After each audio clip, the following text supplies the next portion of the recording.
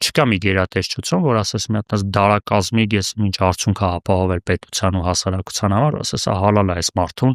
թող այդ 6 չէ, թող 16 միլիոն ստանա, այդ ինչ են արել։ Վայ չէ, հեսա կասեմ ինչ են արել։ Չեք պատկերացնի վարչապետի մամուլի խոսնակ Նազելի Բաղդասարյանը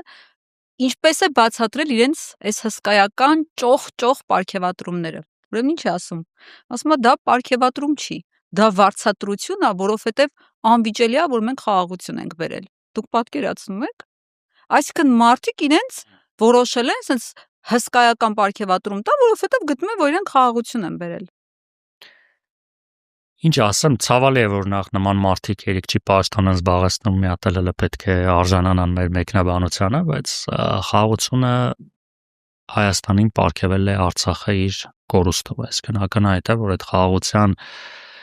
տեղի ունենալը ոչ թե իշխանության կամ միջազգային ինչ-որ հարաբերությունների պայմանագրերի հիման վրա է, այլ այդ ամեն ինչը ընդամենը Արցախի կորուստի հետևանք է։ Հետևաբար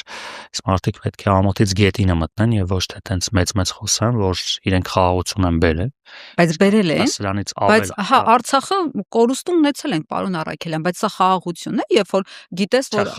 ադրբեջանցիները Սև լճի ջերմուկի հատվածներում Գեղարքունիքում ոնց են տեղակայվել եւ օկուպացրել են մեր տարածքները,